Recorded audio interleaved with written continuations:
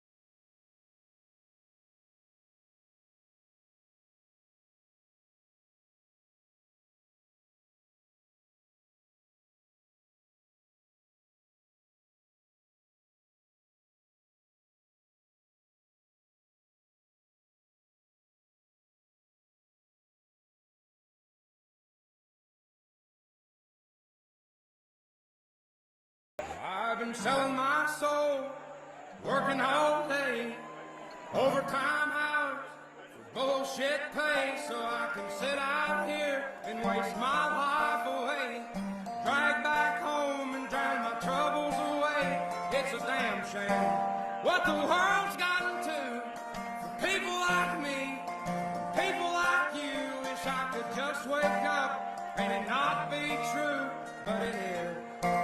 All it is, living in the new world with an whole soul. These rich men north of Richmond, Lord knows they all just wanna have total control. Wanna know what you think, wanna know what you do, and they don't think you know, but I know that you do. 'Cause your dollar ain't shit, and it's taxed to no end. 'Cause the rich men, not the rich men.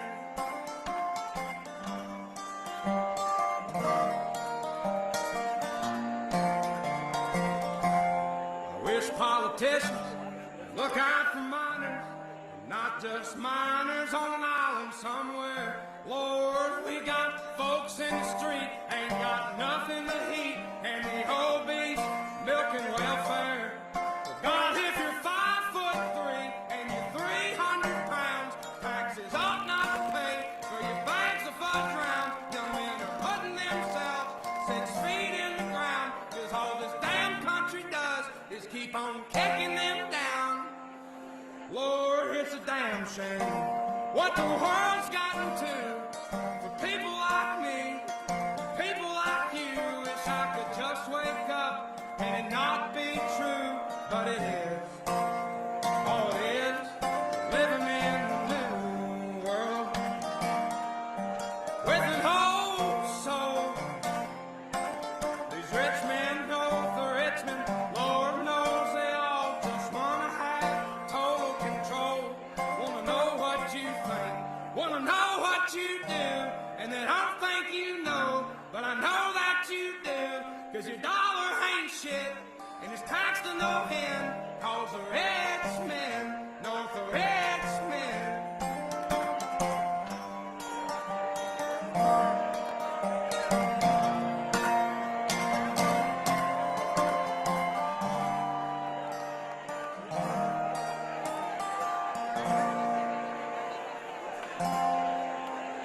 I've been selling my soul, working all day, overtime hours for bullshit pay.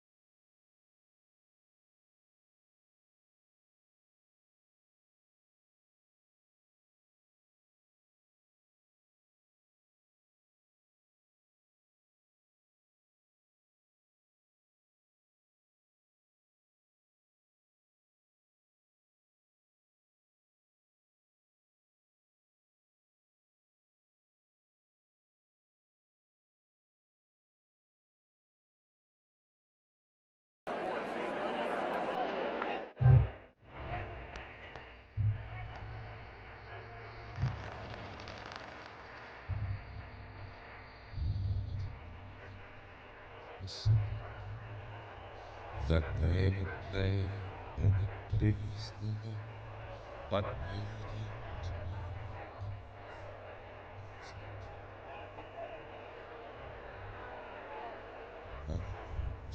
you didn't. The grateful made me the baffled king.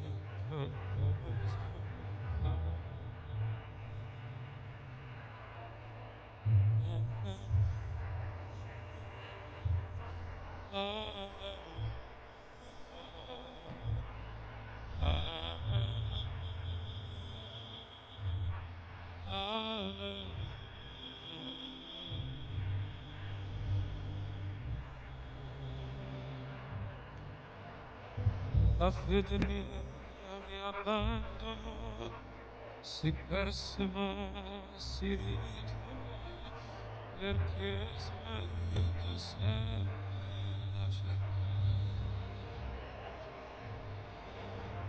Bellezza, incanto e nostalgia, e di nuovo in te che la felicità.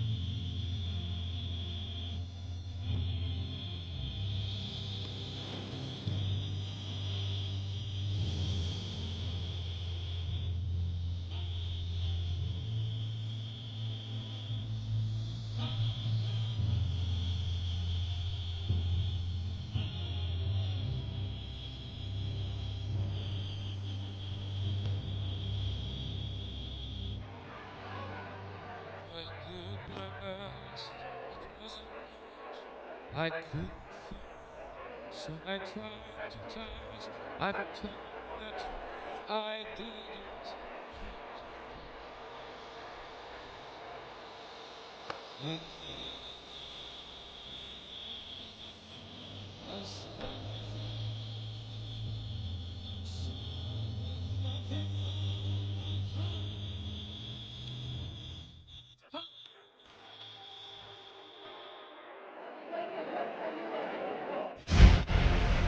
When I first came into office, I cut taxes more than any other president.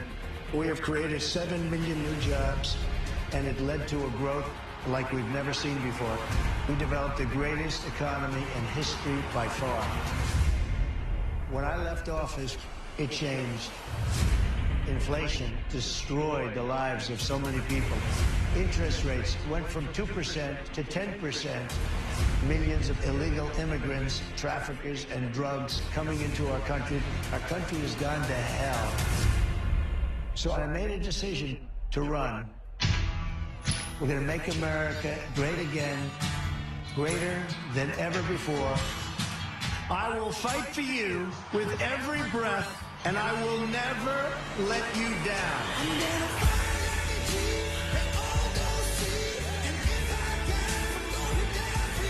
President Trump is literally putting his life on the line, and he's willing to risk it all because he loves this country. He is strong, he is fearless, and he is what this country needs right now. Our cities will be safe, our streets will be clean, and our border will be secure. We can't allow our country to be destroyed by politicians who will put their own power ahead of the interests of the American people, our freedom, and our future. The left told me to hate Trump. When you cut through the lies, you realize the truth. American families were better when Donald Trump was president. We were safer, wealthier, and stronger. So if you love this country, if you want to stand up and fight for the future of our nation, you must re-elect Donald J. Trump.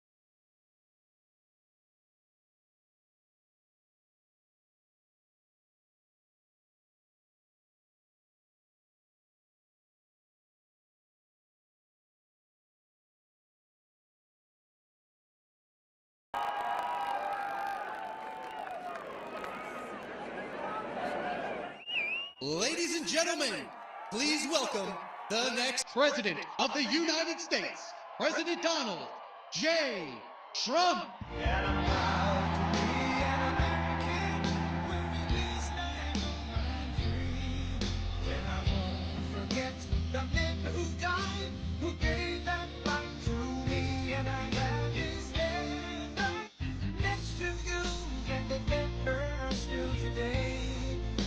There ain't no doubt I love this land.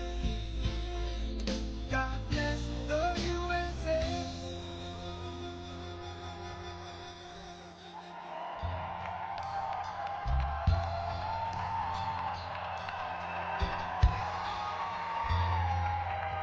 From the lakes of Minnesota to the hills of Tennessee, across the plains of Texas, from sea to shining sea, Detroit down to Houston, and New York to LA, where there's pride in every American heart, and it's time we stand and say,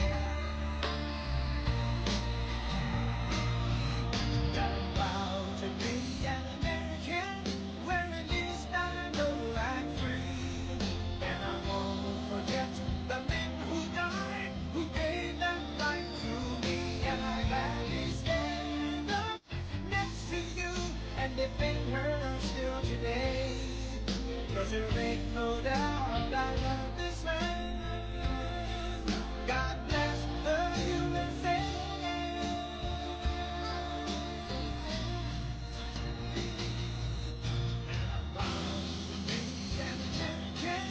Wearing these I know I'm free, and I won't forget the men who died, who gave that right to me, and I gladly stand up next to you and defend her still today, 'cause there ain't no doubt I love this land. God bless the USA.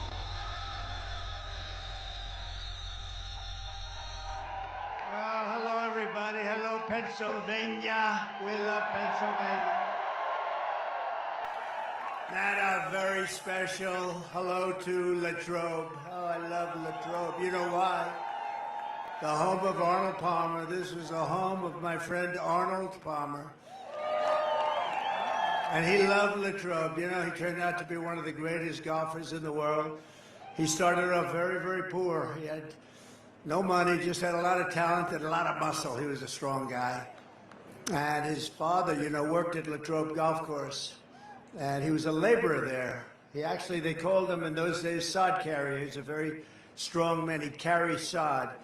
They didn't have trucks that they trucked it. They had strong people carrying it. He was the strongest of them all. And he had a son, but they had no money. And he worked at Latrobe. And they treated him good because he could do more work than anybody else. And his son started to grow up, and he realized his son was very strong like him. But he never had a chance to play golf. He had no money at all. And his son was named Arnold. And when Arnold was 4 and 5 years old, they had no money to buy a club. He couldn't buy one club, not one. And they used to go to the back of, this was all told to me by Arnold, so I have it firsthand. They used to go to the bag room where the members were, and they took out members' clubs, and they'd use the members' clubs, 2 or 3 of them at night, late at night, and he'd hit balls with his son. And he'd watch his son every move, and he realized his son had great talent. And then his son got older and stronger, and then he got stronger and stronger, and his father started saying, wow, this is really crazy, what's going on with this kid? And finally, he was able to save up enough money to get him some clubs, but they weren't strong enough. Arnold was breaking them. He'd swing a regular club, and it'd break the hell out of it because he was so powerful. And they went back to the members' bags because they couldn't afford another set, and it used very stiff-shafted clubs, very strong for those of you that aren't golfers. That's for like good golfers with power, very stiff-shafted. And he'd get better and better, and then he went to high school and he won all sorts of championships, one after another. He'd beat the rich kids, he'd kill them. He'd beat them so badly, he loved beating them, even though he was a nice guy, but he was tough. He was a tough cookie, Arnold. I got to know him really well. And he'd beat him over and over again, and then he got a set of clubs and he got even better, and he won every championship, and he got into Wake Forest. You know that, right? Wake Forest. And he was immediately, as a freshman, the captain of the team. And there was a man named Mark McCormick, and Mark McCormick founded IMG. That's a very big, one of the biggest entertainment companies in the world today. And he wanted to be a professional golfer. He didn't go to Wake Forest. He went to another college, another school. And I won't say which because, honestly, I didn't want to look it up. It wasn't worth it. But a good golf college. And he wanted to be a pro. He's a very good golfer, very, very good. And he had the privilege of playing Arnold Palmer in a match between Wake Forest and his college. And the way he tells it, he was playing fantastically well. Mark McCormick, a very famous man, actually, founder of the biggest entertainment company. And he was playing very well, playing Arnold, and Arnold was just Arnold. He was just better than anybody else in college. And somebody shouted over to Mark McCormick, how are you playing? He said, I'm playing great. Can't play better. How are you doing? I'm 6 down. And he realized at the end of that match that he would never be a pro because he could never beat a guy like this. It wasn't close. He said he was longer, straighter, chipped better, putted better, and thought better. Other than that, they were very close. But he gave it up. He said, I'm not going to be a golfer. But he went to Arnold. He said, Arnold, you're going to be turning pro and you're going to make a lot of money. And my second choice was to start representing people that are talented. And I'd like you to be my first client. And they made a deal where Arnold owned a big piece of the company. And Arnold started winning immediately. Made a lot of money for him, and Mark McCormick became the agent. And then because of Arnold's success, IMG, which you know, most of you know, it's very, very big now. Hollywood stars, everything. IMG became well known, and he started signing a lot of other players and a lot of other people. And then he started with Hollywood, and they signed Hollywood stars. And it became the biggest of those companies, like William Morris and all of them. And it was all because of Arnold. Arnold owned a big piece of it. Arnold was a very rich man, and I said to Arnold, I got to know him when he was 69 years old, and I played pretty much with him, a lot of them. And as he got older, you know, when you get older, you start to lose a thing called distance. And I'm a good golfer. Not like that, but I'm a good golfer. And I felt so good because I was hitting it a little bit longer than Arnold. But he was by this time about 75, 76. And I'd hit it 4 or 5 yards past him. I said, Arnold, let me ask you, 30 years ago, 40 years ago, was I longer than you? He said, Donald wasn't president or close at that time. That was long before I decided to have this fund. So,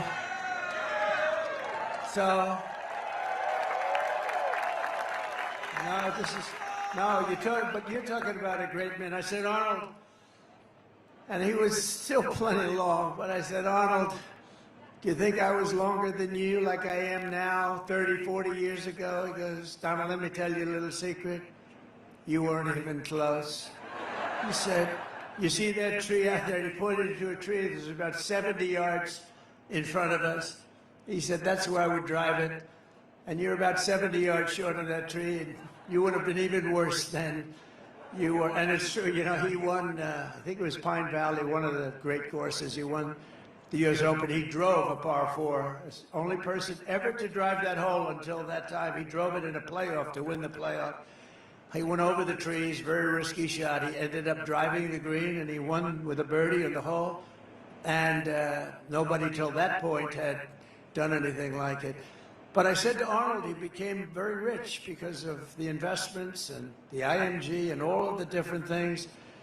And I said to Arnold, just out of curiosity, you could live anywhere in the world. You could live on the Pacific Ocean.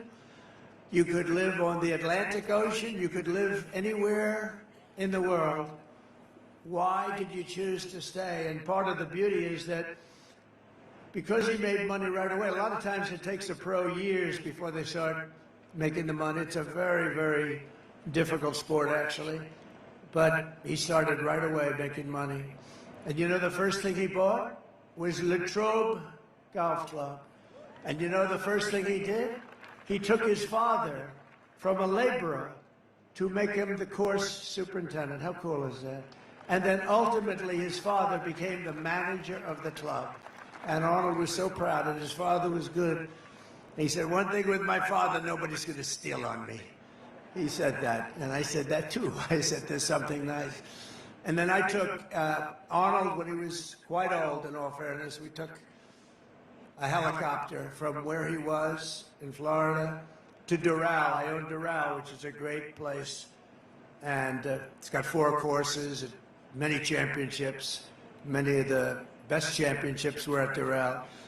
And I was building these beautiful, they call them villas, about 88 units in each one, hotel villas.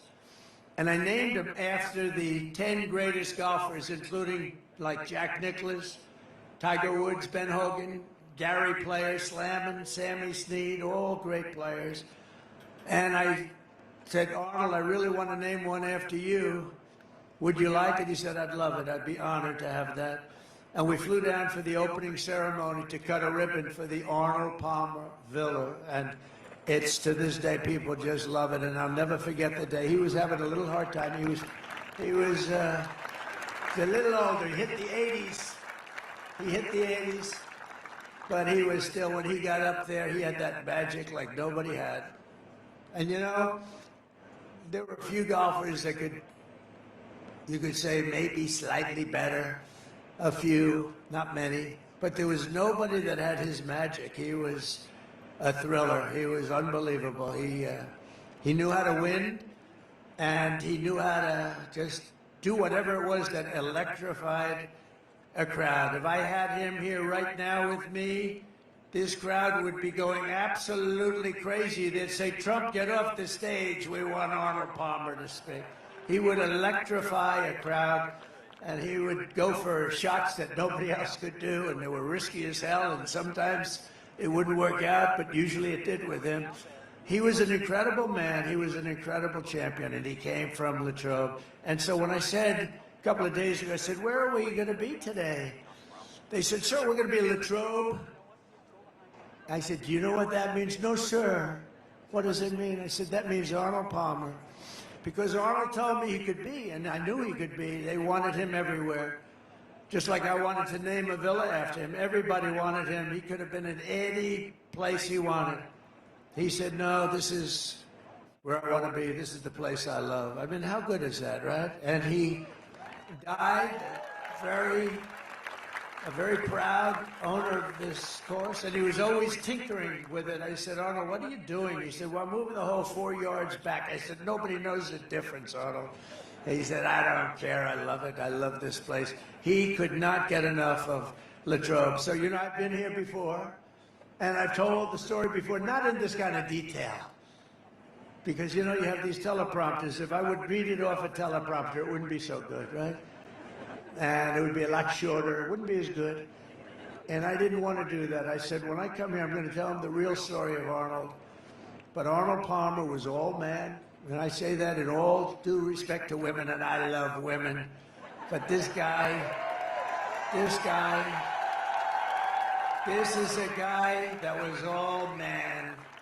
This man was strong and tough. And I refuse to say it, but when he took showers with the other pros, they came out of there, they said, oh my God, that's unbelievable. I had to say it. We have women that are highly sophisticated here, but they used to look at Arnold and say, man, but he was really something special. Arnold was something special. So I just want to tell you, you're very lucky, the people that live in Latrobe, and it's an honor for me to be here because of him.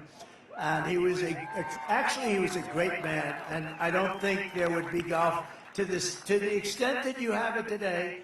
It probably wouldn't be that way without the great Arnold Palmer. So enjoy it, everybody. Enjoy it.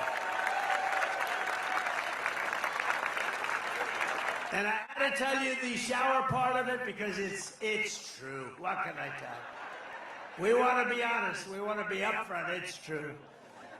But I'm thrilled to be back in this incredible Commonwealth with thousands of proud, hardworking American patriots. I'd like to begin by asking a question. Are you better off now than you were 4 years ago? After living through this nightmare of inflation, invasion, and humiliation, you know what the invasion is, right? Invasion by the southern border. What they've done to our country is unbelievable, allowing more than 21 million people into our country. Many of them are murderers, many of them are drug dealers, and they're from mental institutions. He says, send them back, you're right. Do you come from Latrobe by any chance? Yeah, he does. But Americans are ready to be free from Kamala Harris. You know that whenever I use the word Harris, everybody says, who's Harris? They have no idea who Harris is. That's true. They have no idea who's Harris. But Kamala, and to reclaim the future that is rightfully yours, you're going to reclaim it. This election is a choice between whether we will have a incredible 4 more years of failure. It's such a horrible 4 years. We had a horror. Think of that. Everything they touch turns to everything. Inflation, Afghanistan. How about Afghanistan? Most embarrassing moment in the history. Everything they've touched. Even now he's telling Israel, everything he said to Israel was exactly the opposite. He's the greatest, I will say this about Biden, he's the single greatest expert on foreign policy in history. You know what that means? If you did the exact opposite of what he suggested every single time, you'd go down as the greatest foreign policy president in history. If you did the exact opposite. Everything's a failure. And he's telling Bibi Netanyahu, don't do this, don't do that, don't do this. All our great congressmen are there. And don't do any of these things. And Bibi didn't listen to him. And I tell you what, they're in a much stronger position now than they were 3 months ago. That's for sure. Nobody's ever seen anything like this happen. And Bibi called me today, and he said, it's incredible what's happened. They said, it's pretty incredible. But he wouldn't listen to Biden, because if he did, they wouldn't be in this position. And she's worse than him. She's not as smart as him. And I'm not saying he's the smartest. I'm not saying he's the smartest. But she's not as smart as him. And I think maybe, you know, based on early results, maybe he'd be doing better than her. You know, we have results coming out where we actually now don't have to rely on the polls. We're doing good in the polls, but we don't have to rely on the polls. Remember, they stole the election from an American president. They stole it.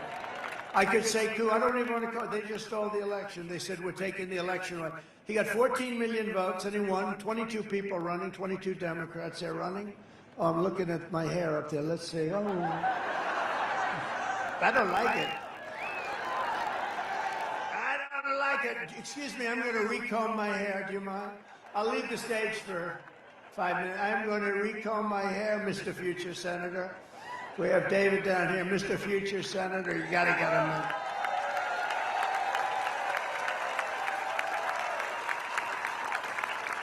You're doing good, too. Well, let's keep it the way it is. Let's just keep going, right? We'll trudge through it. But this election is a choice between whether we will have 4 more years of failure and disaster, and that's what it's been. It's been failure. We're disrespected all over the world. They're laughed at all over the world. They're laughing at him and they're laughing at her. The other night they had Catholic Charities. They had the biggest event, the Al Smith dinner. It's the biggest event of the year for Catholics. And she's the only one in years, decades, that didn't show up. She didn't show up. She wouldn't be there. She wouldn't be there. She said no. And she ended up doing a tape that was pathetic.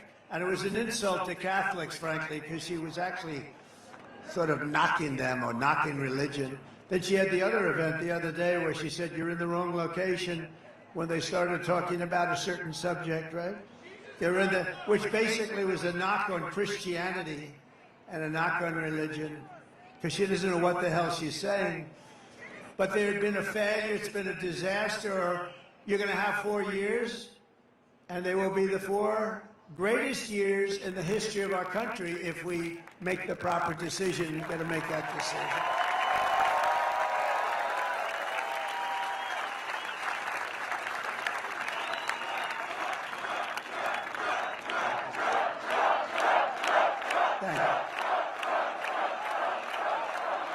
Thank you. Thank you very much. But you know, by the way, if you're Catholic, you can't vote after that. And you can't vote for another reason. That administration has been persecuting Catholics. It's been persecuting Catholics. I don't know why. Persecuting a lot of people. Persecuting politicians. I raised my hand, but we're kicking their ass. They are bad. They are bad.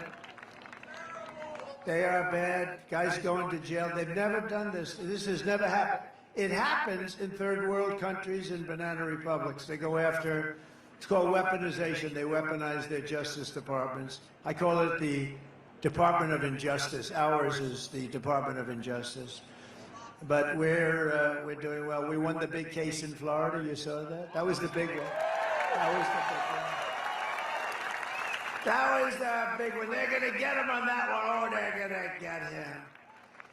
We had a judge who was brilliant and fair and very smart. She ruled against them, very strongly against them. These are people these are dishonest people that we're dealing with.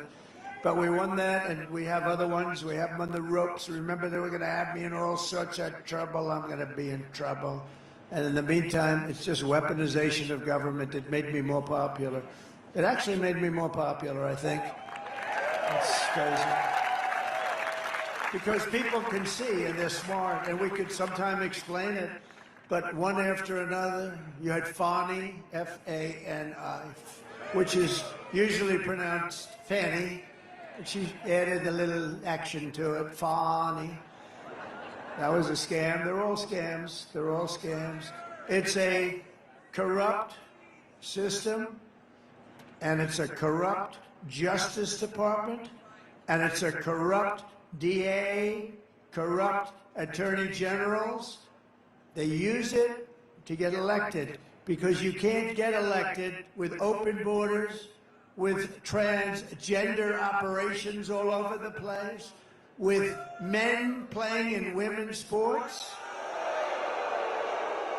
with high taxes and bad schools, and no school choice. You can't get elected with all. I could go on for 10 minutes. Your vote will decide whether we give up on America or whether we save America. It's the most important election you're ever going to have. It really is.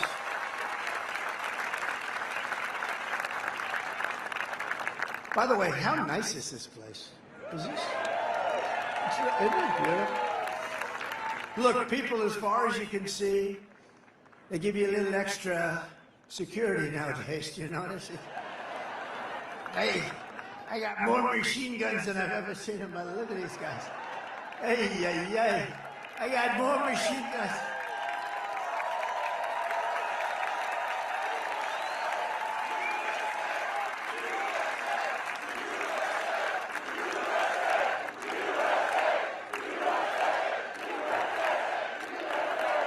I never saw guns like that. I said to my son, Don, he knows a lot about guns. And Eric knows they're great shots. They really understand. I said, what kind of a gun is that? They said, Dad, you don't even want to know. They are serious guns. We got more guys, and every one of them is like central casting, too. Holy shit. I'm looking. They look like Arnold Palmer. They look like Arnold. Can't look better than Arnold. But with your support, we'll bring back our nation's strength, dominance, prosperity, and pride. We're going to do it. This will be America's new golden age. 100 years from now, the presidential election of 2024 will be looked upon as America's greatest victory. I hope that's true. Because we've been through so much together, and the finish line is finally in sight. After 4 horrendous years, Kamala Harris can't say one thing that she'd do differently, right? You heard that. If you vote for me, I will end inflation. I will bring jobs back to our country. We'll flood our shores with companies and jobs. We'll seal our borders immediately. And we'll let people in. You know, we had the safest border in the history of our country. Hold it. Put up my favorite sign of all time. Put up my favorite graph. I have to use it. My favorite graph. So the red arrow on the bottom, that's the lowest number of illegal immigrants to come into this country. And by the way, we want people to come into the country, but they have to come in legally, just so we understand, right? She's going, yeah. We want them. We need them. We're going to need them because we're going to have so many companies come in just through adjustments in tariffs and taxes. They're going to come pouring into our country. And they're going to stay here because we're going to protect them with tariffs. The word tariff is the most beautiful word in the dictionary. More beautiful than love. More beautiful than respect. No, less beautiful than religion, though. I don't want to get into that argument. But the word tariff is the most beautiful word in the dictionary. Remember that. It's going to make our country rich. And our politicians were too stupid for so many years, or something else was going on. He goes crooked. That could be, because it's so simple to understand. But look at that. So that was the day I left office, that lower red arrow. That's the lowest point. And look what happened to our country after that. Look at that. And that was done by Border Patrol, which we love. Oh, by the way, Border Patrol gave us their total and complete endorsement.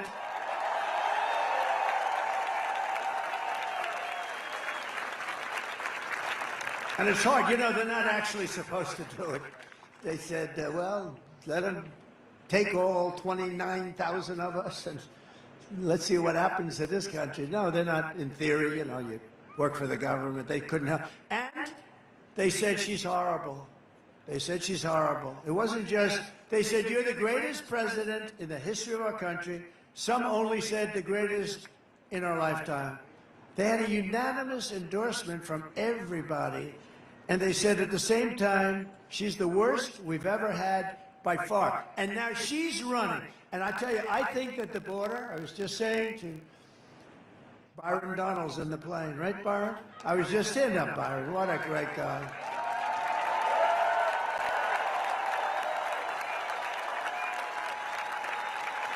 Look at that black hat. So, you know what?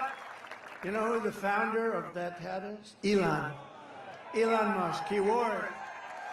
He's like the founder. And I said, you know, we sell that. I think we sell about 2 a year. Now it's the hottest hat we have. And you know, Elon came up. Elon Musk gave us his total endorsement. How good is that, right? I mean, he's the one who landed that rocket. That rocket came in. I said, that sucker's not going to make it. I was actually on the phone talking to somebody. It was crazy. And I'm talking to this person. And I'm saying, wait a minute, something's happening. I got to just hold it. I put the phone, and it was a very important person. I'm looking at something on the screen. I'm seeing this 24-story tube come down. And it looked like it was getting, Congressman, it looked like it was getting a little bit close to the gantry or whatever the hell they call that nowadays. I said, oh, my God. And I put the phone down. Very important person, by the way. I won't tell you who. It'll be embarrassing. Because I never picked up the phone again. I was sitting there for... And because I was the president, and because I'm leading, which is probably more important to him, the guy didn't hang up. He was on the phone 45, 50 minutes waiting. I just saw, oh, the phone's off the hook. Hello? Hello? He went, but I saw this thing come down, this tube, this giant tube. And I put the phone, I said, just a second. I said, I don't believe it, because I had the sound off. I turned the sound up, and it came down, and I said, it's going to crash. Don't crash. Now, I thought it was, actually, at first, I thought it was like a movie or something. I never saw this before, and I've seen it a lot. And it came down, and it was going into the, and then all of a sudden, you see the fire pouring out of the left side. I pushed it over. It landed perfectly. And then it was grabbed by two giant claws, and they grabbed it like Willie Mays would catch a fly ball in center field, right? That's the way it was. He was pretty good, Willie. And it came down, and I called Elon. I said, Elon, is that you? He said, that was me. I said, can anyone else do that? No. Can the United States do it? No. Can Russia do it? China do it? No, nobody can do that. He said, they're 10 years behind. This guy is great. And he said, if Donald Trump doesn't win, it could be the end of democracy in our country. It could be the end of our country. And you know where he is today? He's in another part of the Commonwealth.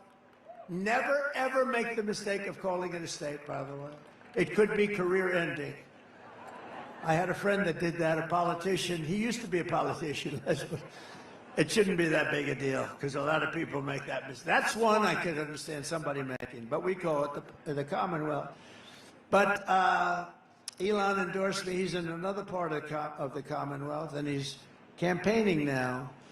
And he's got a gold. He's got a gold cap. But he called it, I said, he was wearing the black hat in Butler, Pennsylvania. We had 101,000 people, Butler, honoring Corey, the firefighter. Butler, Pennsylvania, we had 101,000 people. It was unbelievable. What a night that was. And we were honoring Corey and two gentlemen who were very badly hurt. We thought they weren't going to make it, the doctors up there. They have good doctors. These are good doctors. I don't know if they call them country doctors, but whoever they are, they were good, because these were two men that were not the two great supporters who were not supposed to make it, and they made it, and they made it. They'll be okay. But Corey didn't make it, and we honored Corey. It was the most beautiful evening, right? We had a moment of silence, and then we had the bells of Notre Dame, right? Notre Dame playing. And then we had an opera singer who sounded just like Pavarotti. I mean, the guy was unbelievable, and he sang Ave Maria. And the whole place was crying. It was crazy. I'm looking at the audience. Some of my friends were there, almost as tough as the football players that we have. We have some of the great football players. Almost as tough. I don't know if you guys should. But they were tough cookies. And I see them crying. They're trying to be cool. You know, no, I wasn't crying. But the whole place was crying. It was amazing. It was 101,000 people.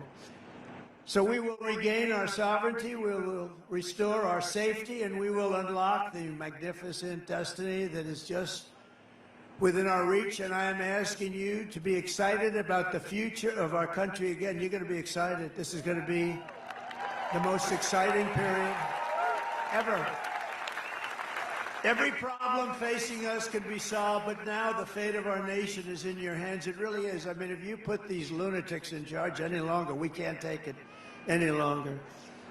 They're laughed at by foreign leaders. They think they can't even believe it.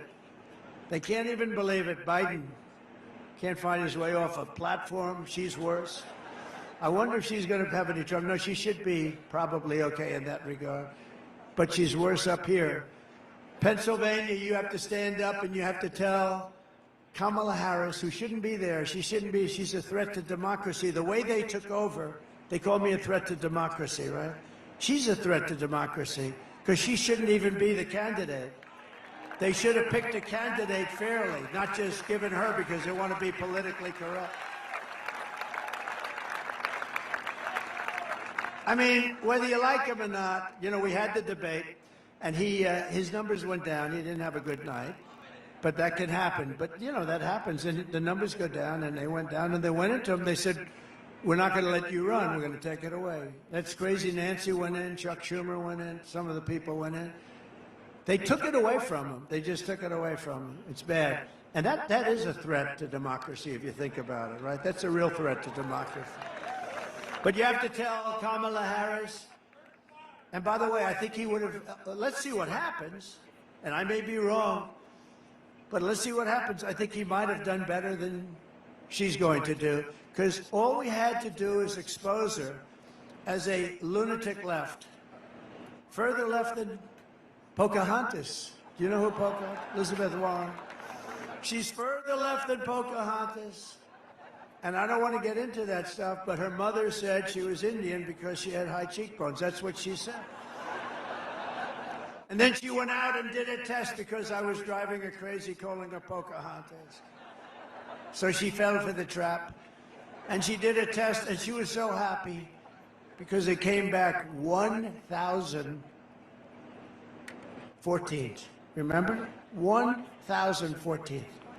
And that was it. That means I had more Indian blood in me than she had, and I have none. I have none. I'd like to have some. I would like to have some, I'd be honest. But I have more, and I have none. But she was so happy when she got, think of that. Think of that. That was what happened. That was the end of her career. You know, that was the end of her presidential run. She was leading for the president. And when she said, and you got to understand, just these are the people we're dealing with. She took that Indian heritage, and based on the fact, and this is her statement, this is not me. There's no racist anything in me, not a drop. But this is not me. Her mother told her this, that she had high cheekbones, and therefore she was part Indian. And based on that, she applied to colleges, she applied for jobs, she applied for the U.S. Senate, and everyone's forgotten that crap right now, but I never forget it. But she went out, and she had the test, and the test was ridiculous basically. And then I said that I have more than she does. And I would love to, I will tell you, but she's bad news. But she's radical left crazy. She drives people. What she does to business people is horrible. She's a horrible person, but she's radical left. And Crazy Bernie is radical left. And this one, Kamala, is further left than them. So you have to tell Kamala Harris that you've had enough, that you just can't take it anymore. We can't stand you. You're a shit vice president. The worst. You're the worst vice president. Kamala, you're fired. Get the hell out of here. You're fired. Get out of here. Get the hell out of here, Kamala. Early voting in Pennsylvania is now underway. Go and vote.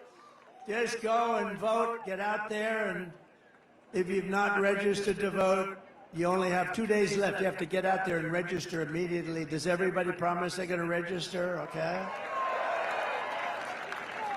Boy, look at the crowd. Wow.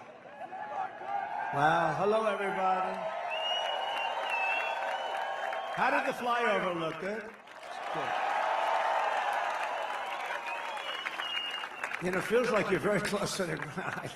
I said, are we okay here? You know, when you're, it looks like okay from here, but let me tell you, when you're in that plane, that sucker feels low. I'm saying, I hope everything's working nicely on that plane. With your help, 17 days from now, we are going to win Pennsylvania. We're going to defeat Kamala Harris, and we are going to make America great again, right?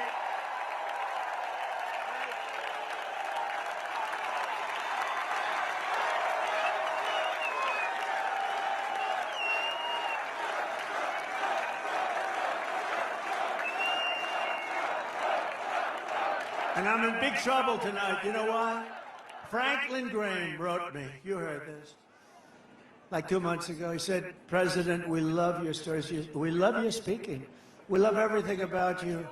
You're a great Christian. We love everything about you. But, sir, please, please don't use any bad language, bad words.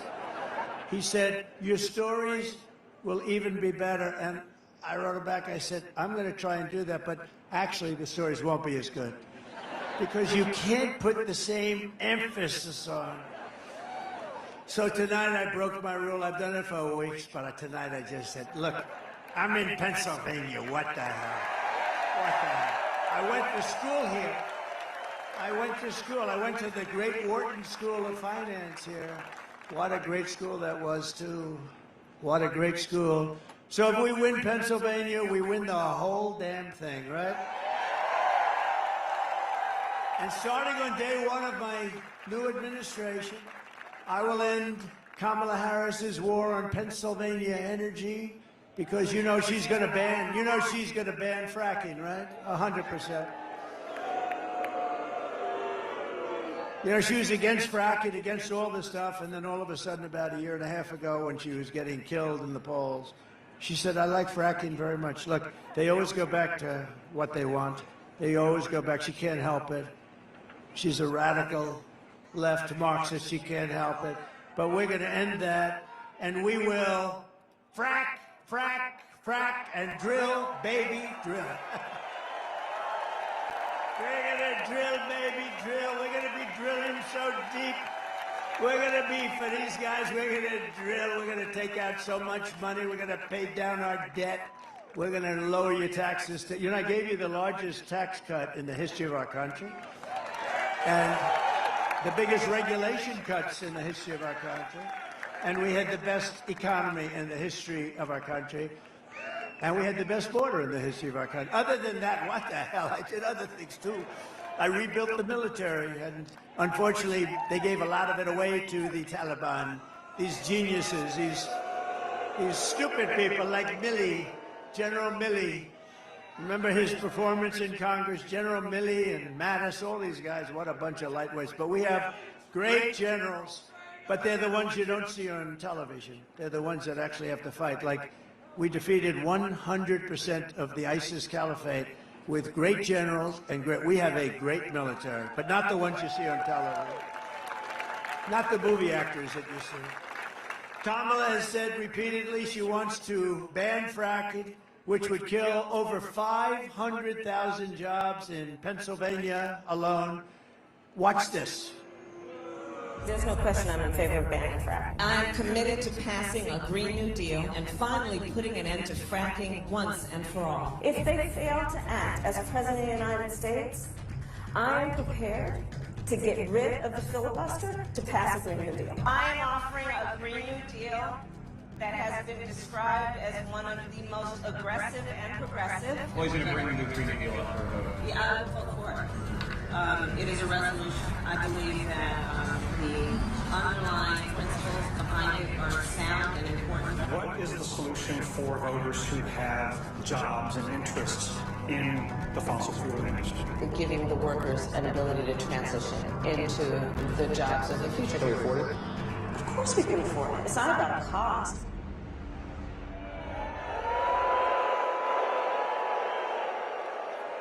So when she does that, that's the end of Pennsylvania as we know it. It's the most important, not only from the standpoint of $500,000 jobs, it's 500,000 jobs, but in terms of income for the state, you would have to double and triple your taxes to make up. And she's going to do it. She's going to do it.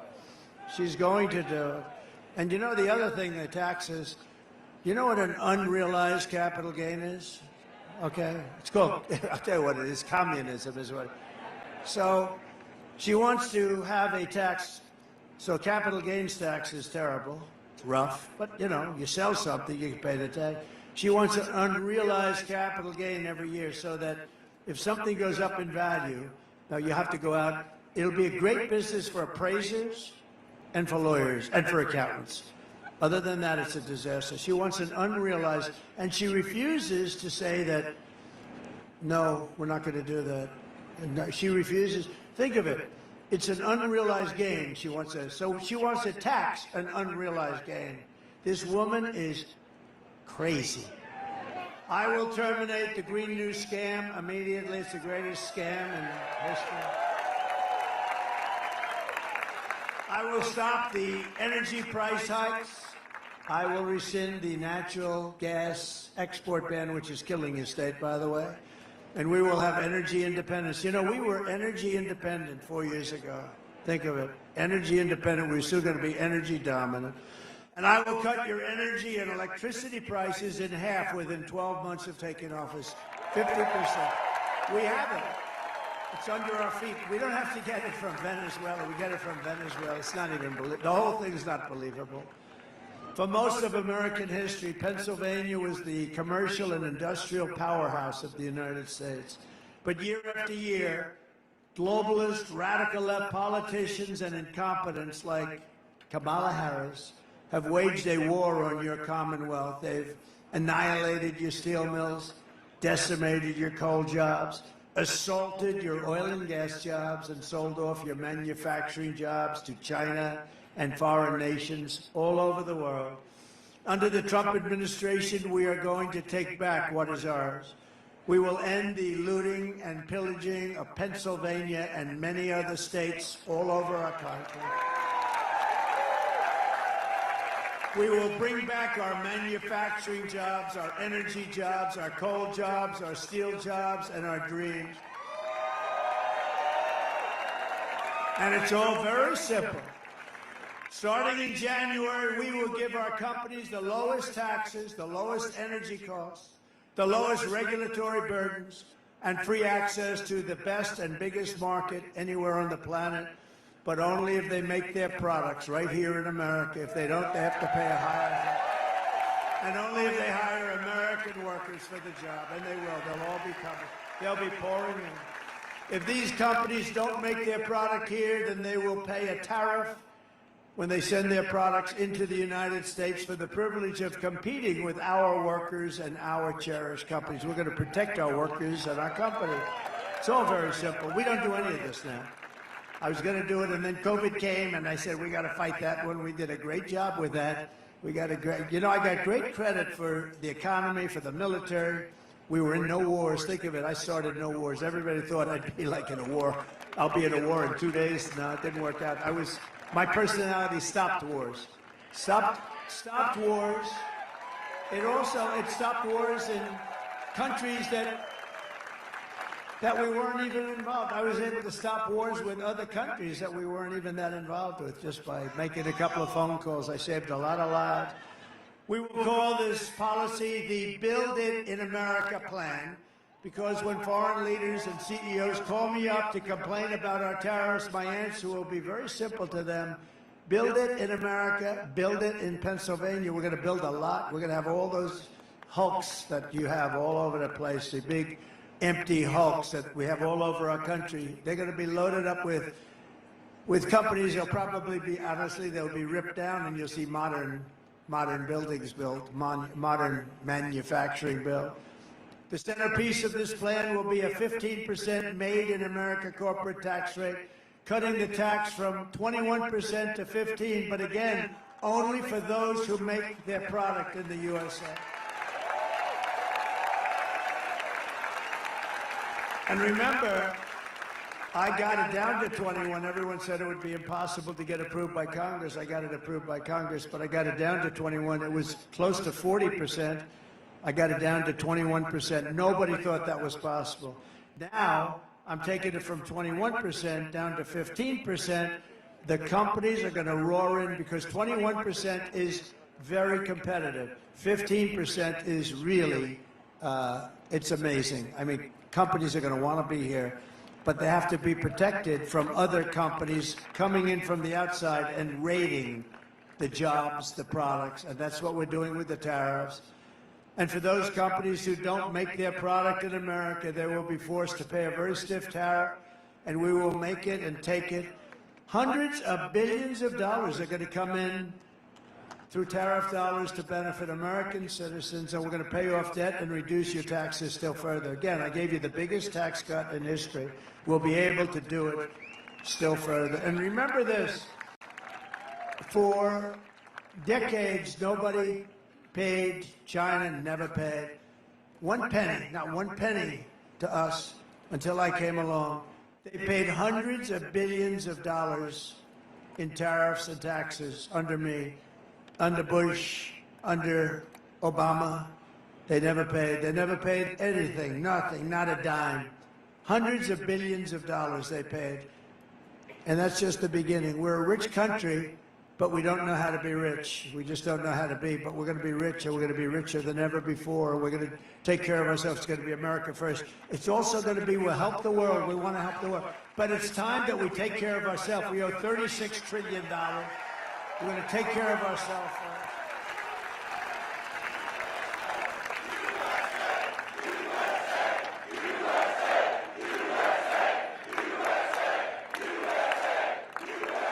And I will never apologize for defending America. I will protect our workers. I will protect our jobs. I will protect our borders. I will protect our families. And I will protect the birthright of our children to live in the richest and most powerful nation on the face of the earth. And I will also protect our steel industry. If you remember, if you guys remember, we were going to lose our steel. We had the worst policy on steel. China was coming in and others dumping steel onto our shores. And we would have had no steel industry left. And I put a tariff, a big tariff on all steel coming in. It was not good steel either. It was what we call dirty steel. It's bad steel, bad structurally, very dangerous actually. But they were dumping steel into our country, destroying our steel mills. And I put a big tariff and it all stopped when I did that. It all stopped. And we took in hundreds of billions of dollars, and it all stopped. And you know, we slashed foreign steel export. All these exports that were pouring in, they stopped to the level of about 25%. Nobody could believe it, and I hadn't even started yet. We were just getting ready. We were going to make this country richer than it had ever been before. You know, in the 1890s and 1880s, our country was actually the richest it ever was. They had to form committees to determine how are we going to spend this vast wealth. We had so much wealth, relatively speaking, so much wealth, more than anybody by far. And they formed up blue ribbon committees. How are we going to spend the money? We don't know how to spend it. Wouldn't that be a nice problem to have? And it was all a tariff cut. We were a tariff country. And McKinley was president. William McKinley was actually a great president, was assassinated, by the way. He was assassinated. You know, being president is a very dangerous profession. If you're an auto racer, you know how many people die? About 1/10%. If you're a bull rider, that's dangerous. That's more dangerous than playing in the NFL, right, fellas? What do you think? I think it's a little more, I don't know, it's pretty dangerous. We got a couple of big deals over here and there. But I think that bull riding stuff, that looks bad. 1/10%, about the same as the auto racing. If you're president, take a look. It's about 5%, 6%. That's a lot better.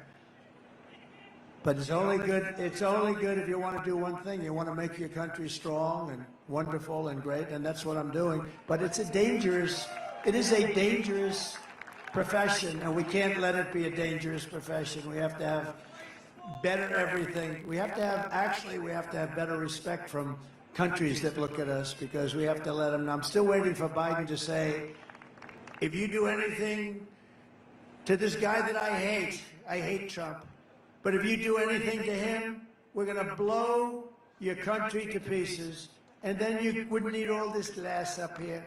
You wouldn't need all the glass. And other presidents have said that. And even if it's your opponent, and even if it's somebody that helped them force you out of an election, which I didn't want to do, but you got to do that regardless, opponent or no opponent. You got to let a country know that you're going to play around, we're going to blow you to pieces, and then everything will stop. It'll be amazing. But today I'm honored to receive the endorsement of 3 union locals representing U.S. Steel, Mon Valley.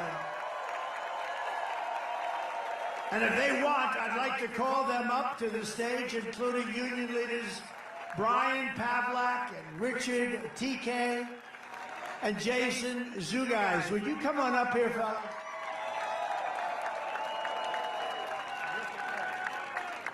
They're good-looking people. Good-looking guys, yeah.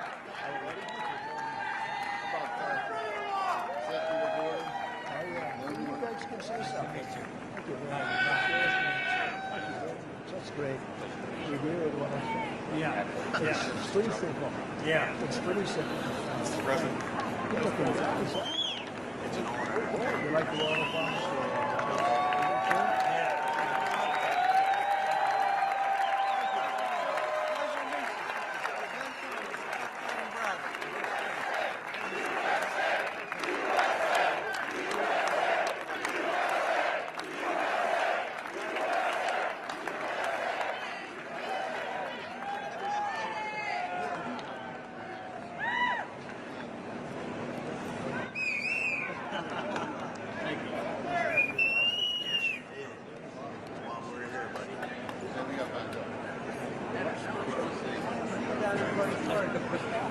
Somebody like to say something? Yeah. Brian started our movement. Good. It's an honor to be on stage with you. All the steel workers here, honor to be on stage with you. I was up to Butler Rally when they started to assassinate you. And I knew after that I had to do what I had to do. So the president that saved the steel industry with tariffs, you saved it with tariffs. And you're my hero, and you're the greatest president ever.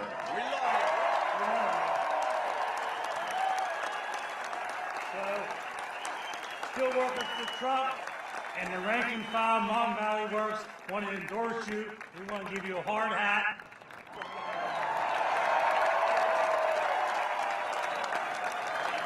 And also another hat too. Well, thank you, President Trump. Thank you. Yes. Such an honor. We want that note. Tax on overtime. Yeah. No tax on overtime. That's a good one. Yeah. You know, the steel workers work a lot of overtime. You never even heard about that. No. No child support on overtime. That's another one. That's a good. Put the hard hat on. Can we get a picture with you? Yeah, let's go. Come on. Let's do it real fast, fellas.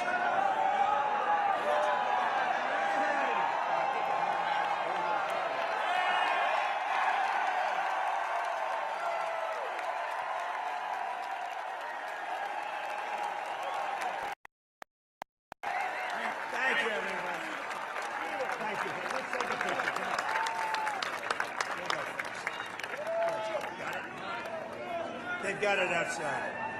Okay, he's got it right there. Let's go. We got to get that. Thank you.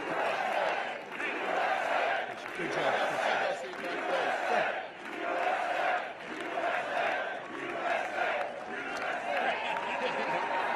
So awesome.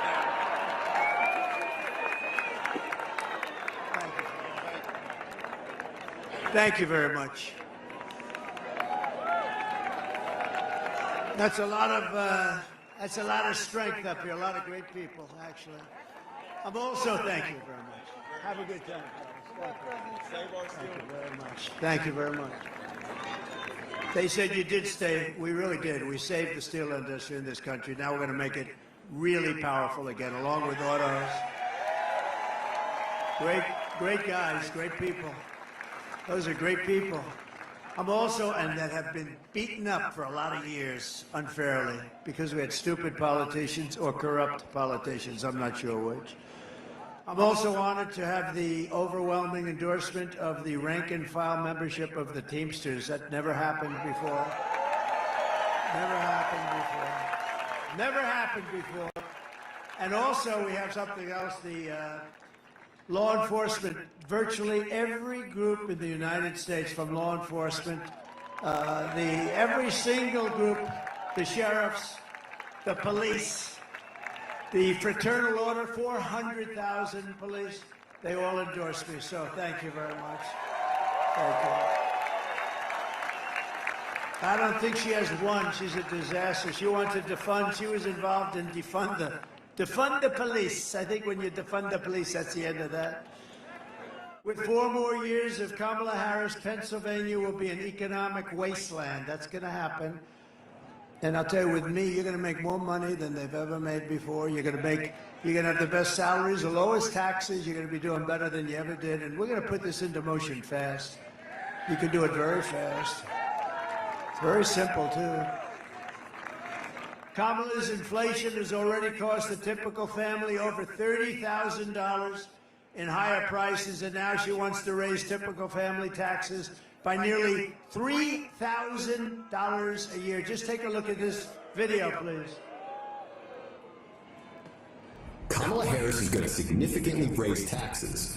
Taxes are going to have to go up? Kamala's plan will raise families' taxes by nearly $2,600 a year. Under Kamala, prices have already soared. Now she'd make it worse with even higher taxes. Taxes are going to have to go up? President Trump will cut taxes again. No taxes on tips, overtime, or Social Security. Donald J. Trump approve this message. You know, they said to me up here, we like the overtime the best. I said, yeah, you probably. You like the overtime, right, fellas? That's I figured you had something. That's right. You're not worried about the tips. You like that overtime, right? But a lot of people like the tips. And if you're a senior, you know what you like. You want the Social Security, no tax on Social Security. Think of it. No tax. No tax on Social Security benefits for our seniors. And they deserve it because, you know what? Inflation, with their fixed income, mostly fixed income, inflation has absolutely destroyed our seniors and other people that are on fixed income. So I will also make interest on car loans fully tax deductible. That's a big deal. You know, they said one of the top guys on Wall Street called up and he said, you know, we have an incredible situation here. Where did you come up with that? It's like the paperclip. I said it the other day. Like 125 years ago, some guy took some steel and he bent it around a little bit. He came up with a paperclip, and other people looked at it. He made a lot of money, very rich man. And they said, why the hell didn't we think of it? You know, the one having to do with the deductibility of car loans. So simple. And the top guys on Wall Street, real geniuses, they called up, they said, how did you think of that? It's so simple. But, you know, to have the American dream, you want to have a car. And this will make, and I think this is going to be fantastic for Detroit and South Carolina and Tennessee and all of the areas that that produce cars. One thing I have to say also, we have in Mexico, and I've been talking about it for the last year and a half, China is getting ready to build massive car plants, massive, which would wipe out Michigan, would hurt you, but would wipe out Michigan. Detroit would be gone. And they're the biggest plants in the world. I have a friend that does that. He builds plants. He doesn't do anything else. All he wants to do is build plants. And I called him up a year ago, a little more than that. I said, I want to see a plant. I want to go see a plant. You think Biden calls people up and says, I'd like to see a plant? I don't think so. He wants to just go. He wants to go to sleep. And she wants to do other things. We don't know what they are. We'll find out, unfortunately. No, but I said, I want to see a plant. He said, well, I can't really take you to the U.S. because we're not building the good ones. But the big ones are being built in Mexico. I said, what do you mean Mexico? They're being built by China.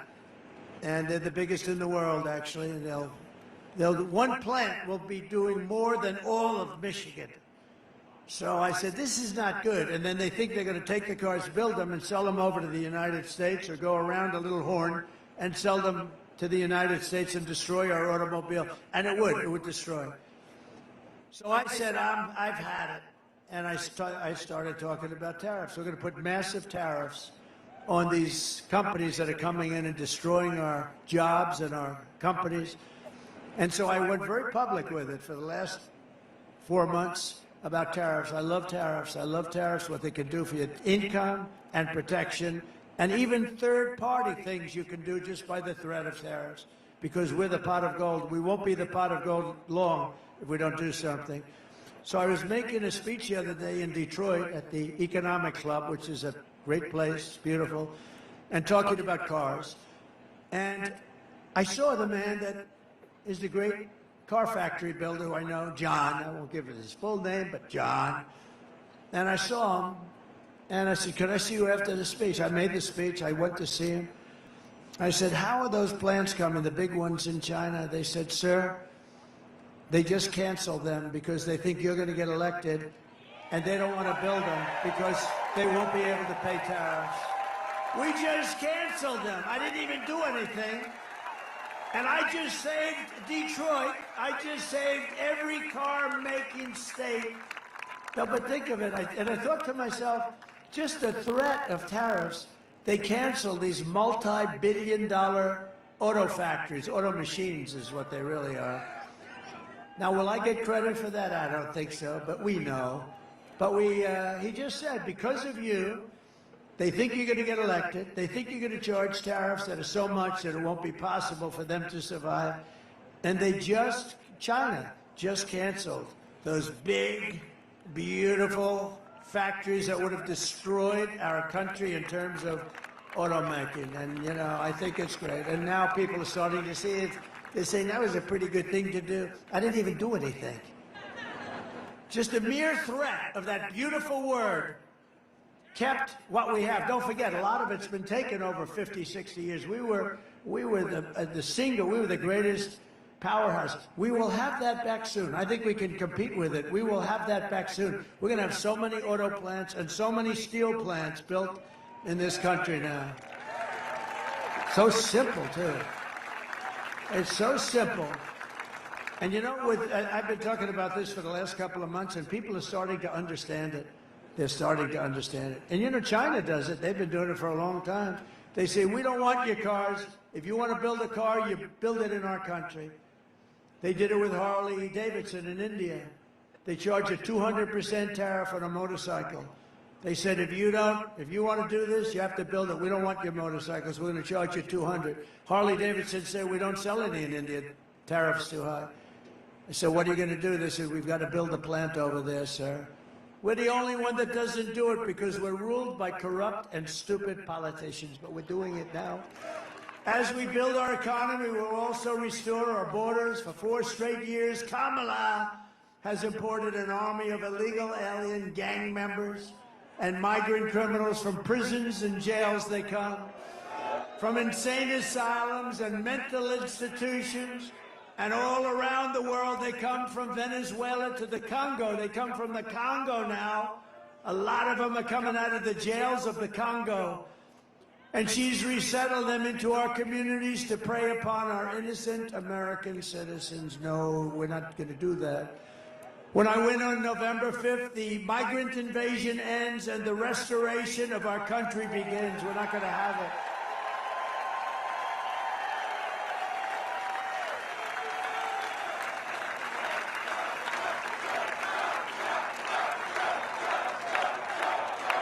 Thank you. And every day, Kamala is using migrant flights and her phone app. Do you believe they have a phone app? For the criminal cartels to call up. Hello, this is Jose Rodriguez. I'd like to know, where do I dispose of my illegal migrants, and they tell you where to drop them. Can you believe it? The only thing worse are the flights. They have planes flying over our border, big, beautiful Boeing 727s, 737s, and just like that beautiful plane over there, isn't it a pretty plane? 757s, 767s.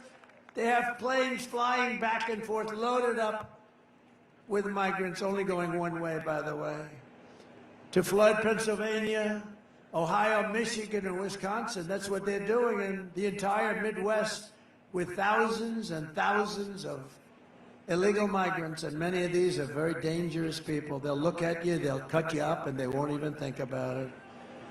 As just one example, the 4,000-person town of Charleroi, Pennsylvania, has seen, listen to this, a 2,000% increase in the population of illegal migrants. Think of that, 2,000% increase in the population of illegal migrants under Harris. She doesn't want to be called border czar. But you know what? I don't care. She was in charge of the border. This mentally deficient president put her in charge of the border, and she never went there, not once. And she never, when the Border Patrol last week endorsed me so strongly, I asked them, how often did you speak to her? You were dealing with her. They said, sir, we never spoke to her once. I said, who did she speak to? There were like 40 guys on the stage, all the leaders of the Border Patrol. She said, not one of them did she speak to, not one. Pennsylvania is not going to take it anymore. One of the deadliest and most vicious migrant gangs that Kamala has imported into our country is the savage Venezuelan prison gang, Tren de Aragua. Has anyone heard of it? You've heard of MS-13? These are right in the same category. You don't get any meaner or tougher. But they're taking over apartment complexes, like I do. I'm in the real estate business also, isn't it? They do it differently. They do it with guns. I do it with financing. And unleashing a violent terror spree all across America. This is happening all over. Let's watch. Open borders, deadly consequences. Border crisis. Record-high crossings are putting a strain on cities across America. It is a full-blown invasion. Armed Venezuelan gang members storming an apartment complex in Aurora, Colorado. People talk about migrant crime. This is what they're talking about. Biden and Harris have created a program to bring them in under humanitarian parole. I am in favor of saying that we're not going to treat people who are undocumented cross-border as criminals. More than 13,000 illegal immigrants convicted of murder have been released into the United States. My 20-year-old daughter, Kayla Hamilton, was murdered in her own room. Kayla's murderer was apprehended by Border Patrol crossing illegally into the U.S. Kayla's murderer had been improperly released into the United States. Abolish ICE. Yeah, we need to probably think about starting from scratch. An Afghan national is in custody today after being accused of plotting an election day terrorist attack. The suspect entered the U.S. on a special immigrant visa. More than a dozen people suspected of being Tren de Aragua gang members right here in San Antonio. The gang members had been terrorizing the apartment complex. New details in the murder of Laken Riley. The illegal immigrant suspect, who cops say committed the heinous murder, is a Venezuelan national. And was paroled and released into the country by the Biden administration. 2 men investigators say are in the country illegally from Venezuela are charged with capital murder in the death of Jocelyn Nungaray. Court documents suggest a group of men arrested for beating and robbing a Dallas woman last month are members of a Venezuelan street gang. Manuel Hernandez was booked by Colleyville police just 2 days earlier and released the day before the robbery.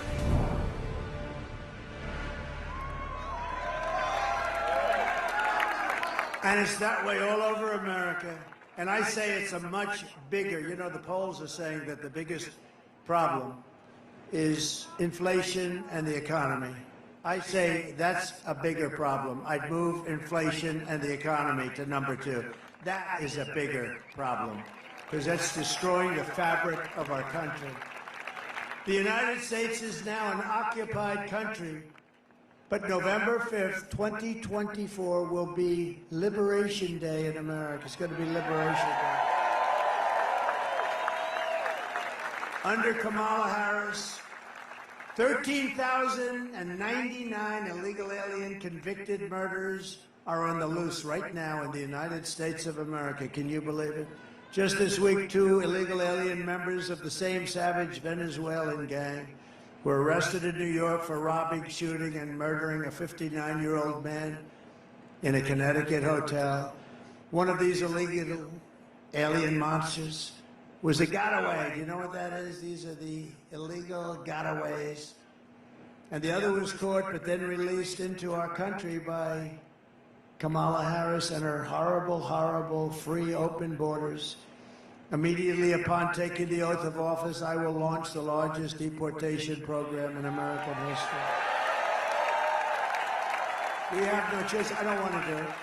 The record right now is Dwight Eisenhower, a moderate president that couldn't stand, he just couldn't stand what was happening with the border. Many years ago, Dwight Eisenhower, General Eisenhower, was a good president, but he was a moderate person, but he has every record. He just couldn't stand watching the borders be crossed by people that weren't citizens of our country.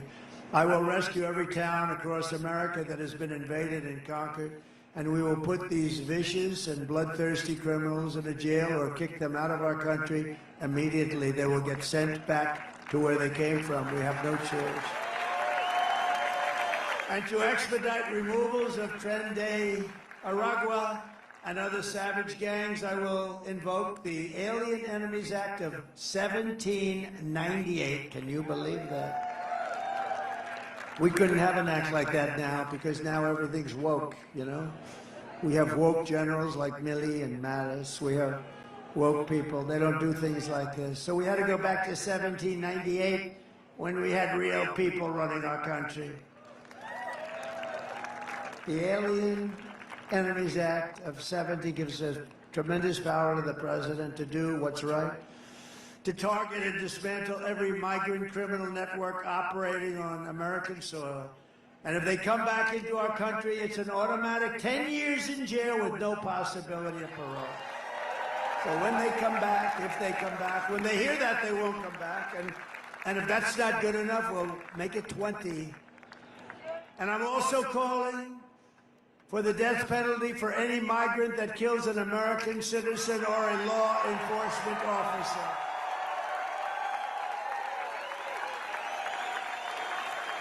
Right?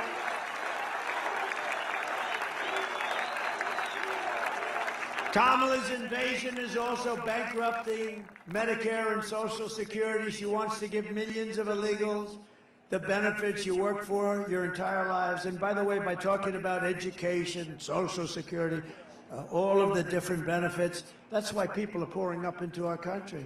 If you say you're not going to get it, they won't come. They're coming because we say, come on up, like that idiot governor from California, Gavin Newsom. Gavin Newsom. Did you see the other day he signed a bill that you are not even allowed to ask a person whether or not they have voter ID? If you ask them, it's a criminal penalty. If you say, sir, I'd like to see your voter ID, they want to put you in jail for saying that. We're not going to stand. I'm going to get that thing overturned so fast. He just signed the bill. Because we want, ultimately, one-day voting. We want paper ballots. We want voter ID, and we want proof of citizenship. And we're finished.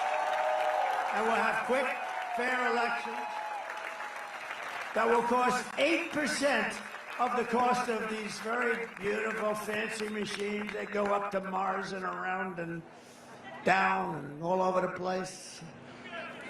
You ever see this? Where the machines, we spend all this money on machines, and then they announce, we expect to have the results like 7 days after the election. If you had paper ballots, you get them at 10 o'clock. France went to paper because what we did didn't work. The mail-in ballots didn't work. France had them, and you know what didn't work? There was a lot of theft, a lot of things going on. They went to paper ballots, same-day voting. 38 million votes, everything was done by 10 o'clock in the evening. No people complaining, nothing. I will protect for a fraction, by the way, for a fraction of the cost. I will protect our seniors and ensure that federal benefits are for Americans only I just want them to be only for Americans. Kamala is telling you, if you vote for her, it's 4 more years of the same. Take a look. Would you have done something differently than President Biden during the past 4 years? There is not a thing that comes to mind. I stood there on the tarmac watching you check your watch. The chaotic and deadly U.S. evacuation from Afghanistan stunned Americans and the world and cost the lives of 13 U.S. soldiers. Would you have done something differently? There is not a thing that comes to mind. More than 13,000 illegal immigrants convicted of murder have been caught at the border and then released into the United States. An Afghan national is in custody today after being accused of plotting an election day terrorist attack. The suspect entered the U.S. on a special immigrant visa.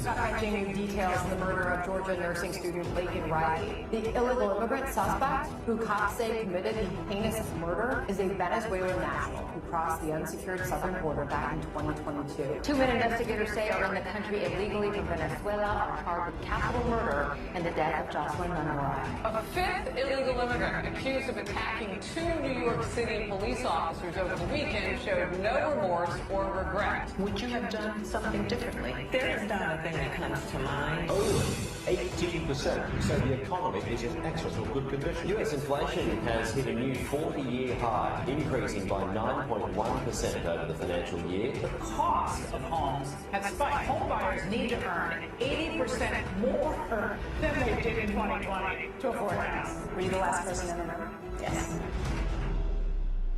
That's it.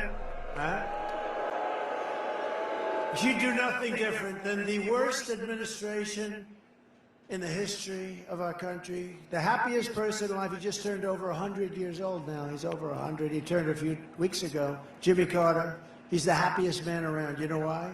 Because he looks brilliant compared to this administration. The Carter administration is brilliant compared to these people. He didn't destroy our country at the border. Pennsylvania, if you want to end this disaster, you must get out and vote. You have to go and vote. Get everybody you can. And ladies and gentlemen, we can start really well. As a man, I'm going to call him up real quickly. His name is David McCormick. He is a great man. Been successful at everything. He's smart. He's tough. Everything he did turned out to be great, and I think this is going to be just the start. Vote for him for the Senate. Your particular senator right now is a total stiff. Thank you. Who says he's my best friend? He just announced he's for me with tariffs. I don't know the gentleman. This is the guy that's going to do it. David McCormick. Thank you, Mr. President. Well, Mr. President, it all comes down to Pennsylvania. It all comes down to the Keystone State. We've got to put you back in the White House so we can have strength and common sense policies and fight back on this crazy liberal agenda, the weakness of Kamala Harris that is taking us over the cliff. So we're with you, Mr. President, 100%. We're going to fight for you, but we also got to get a majority in the Senate so we can put those common sense policies in place, and that's why we got to retire Bob Casey, 30-year career politician. He's weak, and he's voted 100% with the crazy liberal agenda of Biden-Harris. We got to send Bob Casey home. And, Mr. President, first time today, I just heard this an hour or two ago, good news, first public poll that says McCormick's in the lead over Casey. We're going to win this, but we need to fight for the next 17 days, no sleep, take our country back. Thank you, Mr. President.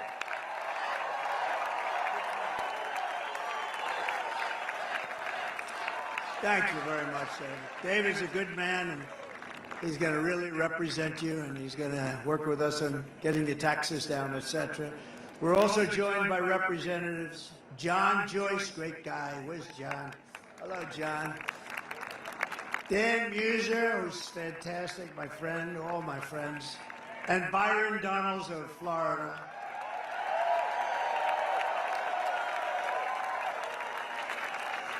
And also, I tell you, if you're a football fan, these guys are good. I guess they're going to the game a little bit later or something. Are you going to the game? Are you going, or are you going to watch it on television? Former NFL stars, Antonio Brown. Oh, he was a good player. He was a good player. And Le'Veon Bell, really good players.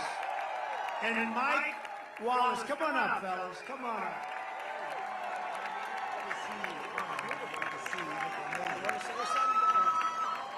Let's vote for Trump, baby. Make some noise for the president.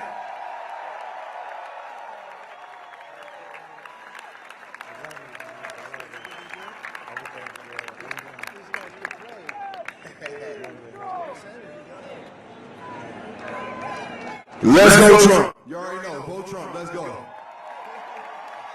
Here we go, Steelers. Here we go, Steelers.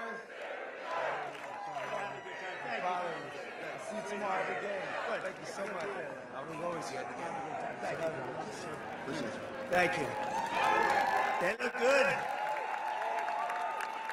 We're also deeply honored to be joined by Gold Star family members of the service members, several of them who gave their lives in Afghanistan. So horrible. So horrible that this had to happen. They're friends of mine. Many of the families are friends of mine. I've gotten to know them over this, and it's just horrible. Should have never happened, would have never happened. Corporal Hunter Lopez and his family is here. We're honoring these people. Corporal Humberto Sanchez, Staff Sergeant Taylor Hoover,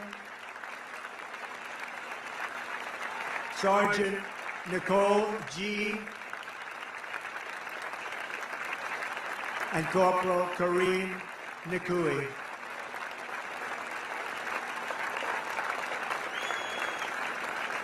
Thank you very much. Great people. I got to know them very well. Should have never, ever happened. 13 people, many so badly injured. We have to talk about them. I talk about them all the time with the legs and the arms and just obliteration. So I want to thank you all very much. Thank you for being here. Thank you. I also want to thank Elon Musk because when I called him on North Carolina and Georgia, as you know, they had almost no, especially in North Carolina, they had no communication. The lines were all down a few weeks ago with the hurricane, Helene. And I called Elon. They said, do you know Elon Musk? I said, I happen to know him. What do you want? We need Starlink. I said, what is Starlink? Tell me, please. Give me a lesson. Tell me. And they told me it's basically great communication and up to a satellite and back. And they said, we just have to have it. We can't get it because it's very hard to get. And I called Elon, and he had it there in literally in moments. It was amazing how fast he got it there for them. So I want to thank Elon for doing that. That was great. People of North Carolina. So we're working very hard for Pennsylvania, but in breaking news, it was just announced that the highly respected Florida judge who is overseeing our case against the Pulitzer Prize Board for awarding their once highly respected prizes to the failing New York Times and the Washington Post. These are really fake news papers. Call them fake news papers. But they're fake news, Russia stories. They got the Pulitzer Prize for Russia. It turned out to be a fake story. So I figured, what the hell, on your behalf, I'd sue their ass off. And he's ordered Discovery to move full speed ahead. He wants it to go. That means that we will be able to learn the full scale of their lies, deceit, and wrongdoing, and we'll hold these radical lunatics accountable for the lying that they've done to the American people. What they've done is incredible. Think of it. They got the Pulitzer Prize for their great reporting on Russia, and then it turned out to be a hoax, and now everybody knows it. So I want them to return those Pulitzer Prizes, and I think lots of damages should be awarded to a lot of different people. So here are the facts. Kamala Harris is a radical left Marxist rated even worse than Bernie. She destroyed our economy. She was an original creator of defund the police. And anybody who wants to defund it could not be president of the United States. We cherish our police. And we're going to give them back their respect and their dignity and let them do the job. And crime will fall Kamala Harris vowed to abolish ICE. These are tough people. I know a lot of tough people right in this first few rows. They're not tough like these guys. As California Attorney General, she redefined child sex trafficking, assault with a deadly weapon, and rape of an unconscious person as totally nonviolent crimes. She pledged to confiscate your guns and endorsed a total ban on handgun ownership. She even called for free sex changes for illegal aliens and detention at taxpayers' expense. She lied about working at McDonald's, a simple thing. You know, I think very soon, maybe tomorrow or something, I'm going to McDonald's to work the French fry. I think I'm doing it tomorrow. And I think it's in a place in Pennsylvania, and I'm going to stand over that French fry. You know, she lied about her. You know, it's a very basic thing to say. They'll say, oh, look at all that press. That's a lot of press. But they're going to say, oh, it's so basic. It is basic. But the basic is easier to understand. She said, as part of her resume, for years, I worked at McDonald's, you know. It's probably tough. But she never worked there. It turned out to be a hoax.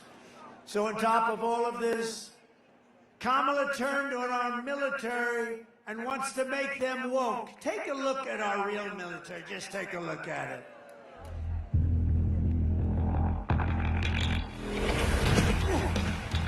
You little scumbag! I got your name! I got your ass! You will not let! You will not die! You will learn by the number! Happy Pride. Happy Pride Month, and actually, let's declare it Summer of Pride. So you're a sir, yes, sir! Let me see your war face! Sir, you got a war face? Ah! That's a war face! Now let me see your war face! Ah! Oh, shit! You didn't convince me! Let me see your real war face!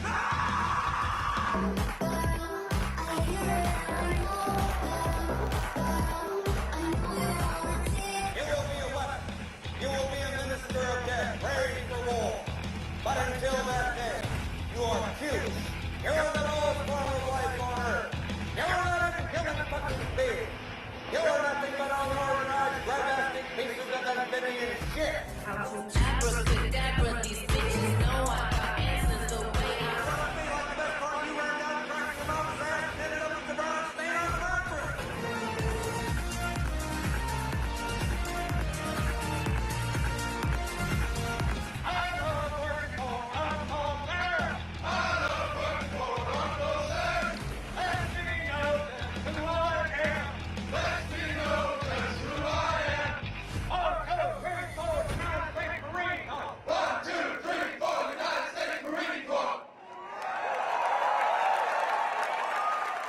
That wasn't exactly woke.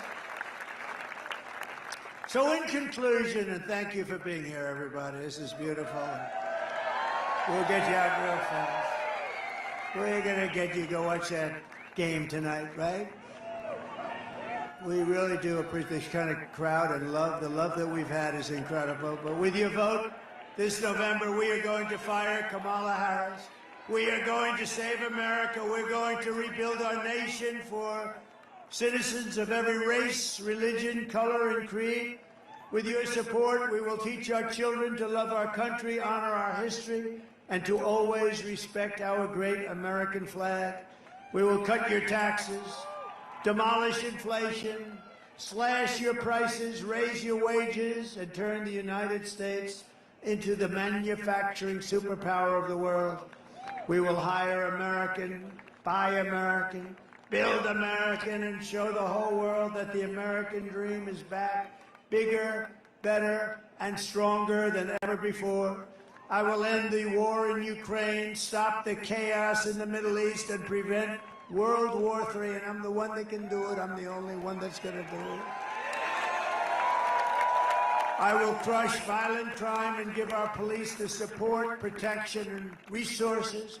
And we have to give them respect again. We're going to give them respect like they've never had. And they're going to get rid of crime, and they'll get rid of it quickly and efficiently. We cannot live with the kind of crime that we're living with in our country today. We will strengthen and modernize our military. I rebuilt our military, and now we're going to modernize it still further.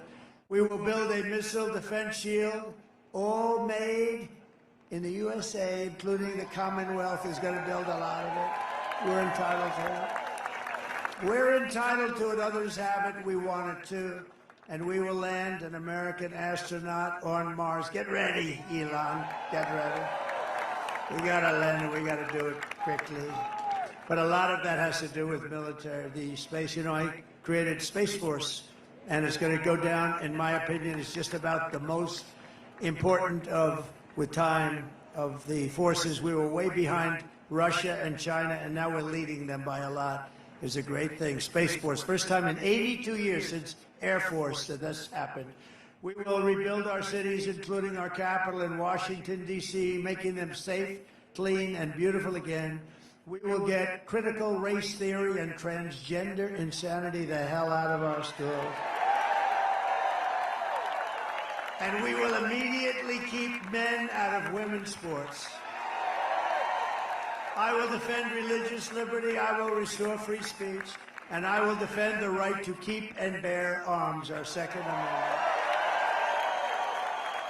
And we will end sanctuary cities and stop illegal immigration once and for all. We want people to come into our country, but they have to come in legally. After years of building up foreign countries, defending foreign borders, and protecting foreign lands, we will finally be going to build our country, defend our borders, and protect our American cities, suburbs, and towns. We will protect them like they have never been protected before. We will not be invaded. We will not be occupied. We will not be conquered. That's what they're doing. This is an invasion into our country of a foreign military. We will be free and proud as a nation again. Everyone will prosper. Every family will thrive, and every day will be filled with opportunity and hope. But for that to happen, we must defeat Kamala Harris and stop her radical left agenda once and for all. It will happen. Will happen. We want a landslide that's too big to rig. So early voting is underway. Get everyone you know and vote. After all, we have been through together. We stand on the verge of the 4 greatest years in the history of our country. These will be 4 of the greatest years in the history of our country. It is going to happen quickly. With your help from now until Election Day, we will redeem America's promise, and we will take back the nation that we love. We are one people, one family, and one glorious nation under God. We will never give in. We will never back down, ever, ever, ever. And we will never, ever surrender. Together we will fight, fight, fight. We will vote, vote, vote. And we will win, win, win like we have never won before. November 5th will be the most important day in the history of our country, and together we will make America powerful again. We will make America wealthy again. We will make America healthy again. We will make America strong again. We will make America proud again. We will make America safe again. And we will make America great again. Thank you, Pennsylvania. Thank you.